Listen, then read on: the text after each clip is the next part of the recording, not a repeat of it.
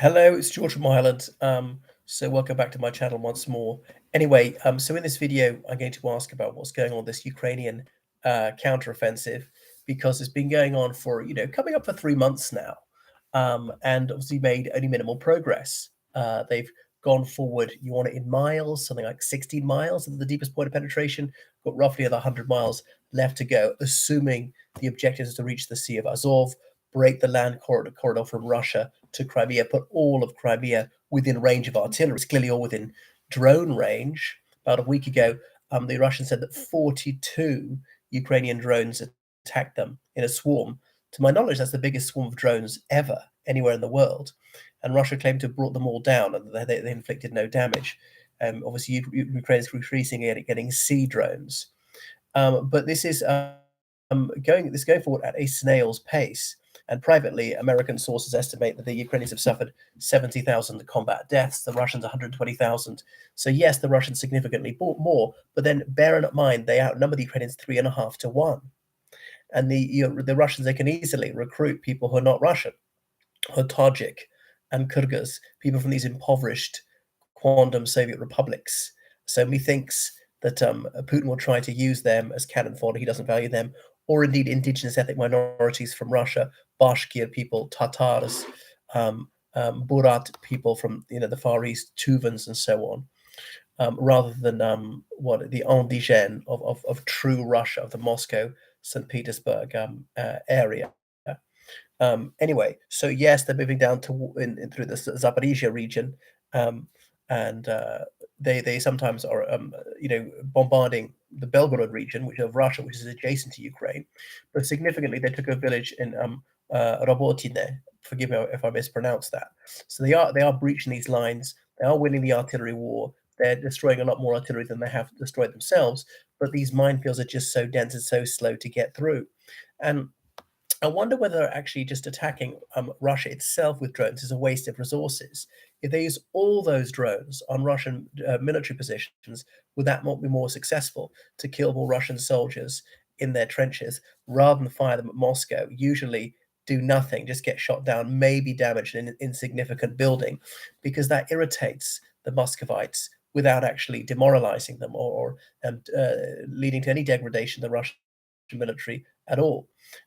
Anyway, so there's obviously problems on the Russian side. Some are threatening to mutiny unless this problem is sorted out back home. The death of Yevgeny Prigozhin is a week ago now, almost a week ago. Doesn't seem to have affected the Russian morale, so far as we can see, at all. So that's probably a good thing for Putin. You might think there might have been an burst of anger, wish to avenge his death. Obviously, Putin had him killed. And so on. So they're into some of Russia's secondary defenses, but these are very tough nuts to crack with their anti-tank ditches, dragon's teeth, and so on. But yeah, and still fighting around Bakhmut, which Russia took at very, very heavy cost in the spring of this year. So what else? I mean, I hope the Ukrainians have built defenses in northern Ukraine. I'm not aware that they have, because the relief pressure on the Russians in southern Ukraine, you think they might attack from Belarus again, but maybe they just don't have the logistics of the troops to do it. And they're putting some of their elite units in to defend these trenches just because they're quite short of soldiers.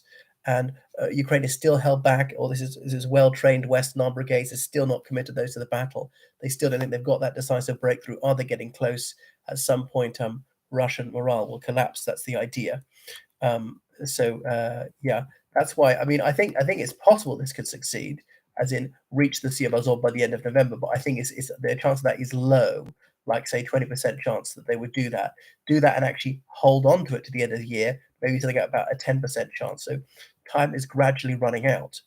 And this is what Putin is banking on, that the Ukrainian will to fight will be exhausted, the political will in Western countries to arm and fund Ukraine and risk supposed nuclear war will diminish over time. Elections will see ushered into office Trump or his acolytes, maybe not just in the United States, or maybe not in the USA at all, but other countries, which will reduce military aid and financial support to Ukraine. Ukraine might get a less effective leader than Zelensky next time. There's an election due in Ukraine quite soon that could be disputed.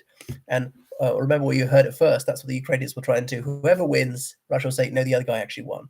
Because remember in 2019, when Zelensky was elected, there was all this nonsense, all these flagrant lies in the Russian media that Petro Poroshenko, the president of Ukraine at the time, had printed millions of extra ballot papers and was going to fill them out for himself and stuff the ballot boxes. Okay, he never did that. Nobody's ever accused him of doing that. So far as I know, not a single bogus vote cast. He accepted his defeat, something never happens in Russia. And there was a peaceful transition from one president to another. I don't think anyone doubts the probity of the election. It was carried out with integrity. So it was really a model that it would profit Russia to study well. And another thing, the Russian media was saying that Poroshenko was going to be arrested or he fled the country. Both the things which are complete bull. He's been abroad. He's come back several times since that happened. My goodness, over 4 years ago. And yes, there are investigations into him. But yeah, that doesn't prove there's any sort of political persecution. So they will do anything to try and set Ukrainians in deadly hatred against each other. So this Ukrainian offensive, obviously, it just needs more Western equipment. And everyone's saying air superiority. It's not until today I knew the difference between air superiority and air supremacy. Now that's coming, but like so many things, it's going to come too late. Had they been given this training on these F-16s a year ago, they would be operational by now. And that would help them a lot, and obviously really endanger the Russian defenders of their lines of trenches. So it might have to be till summer next year, but by then Russia can build way more defenses. And is the United Kingdom going to hand over some of its jets? Is it the Typhoons, the Tornadoes were due to be retired in 2025 anyway? Just give them over to the Ukrainians a bit before that. They're near the end of their service lives, yeah. So they might get destroyed in battle. So there's no harm risking them then, really. Anyway, so what was I going to say? The really decisive breakthrough does not appear to be imminent. Sorry for doing this, but I urgently needed to do that. It doesn't appear to be imminent. And you think at that point morale could collapse. But again, that's a fairly long way off. And crushing the Russian economy. And again, that's quite a long way off. I mean, the Russian ruble dropped to below a cent below the dollar. They've raised invoice rates 3.5% in one day, a part of an emergency meeting of the Central Bank of Russia's board. There's talk of lowering the Russian oil price cap. You know, they can't sell their oil for more than $60 a barrel because they won't get insurance for the shipping. And almost no country would allow their shipments through without that insurance. And sanctioning countries control something like 80% of the world's insurance market. There is talk it could be reduced to $50 a barrel. I don't think that the sanctioning countries are that sanguine about it, thinking it'll raise the oil prices around the world. And even if it does hurt the Russian economy temporarily, it'll also hurt Occidental economies too much. They're already saying, ouch, might fuel inflation. So I don't see that policy changing. So, I mean, Ukraine can't succeed through military means alone. That's an important part of it.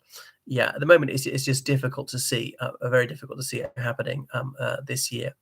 But, you know, expect the unexpected. Things that happen sooner or slower than people anticipated. Remember the First World War all over by Christmas, meant it take 4 months. It took over 4 years. Or remember Russia's going to take Kiev in 2 days. Here we are. Is it day 551? And they're nowhere near. So, you know, here I'm saying the Russian front's not going to collapse. It might collapse in a week. But anyway, I think it highly improbable. Thanks for watching my video. Goodbye.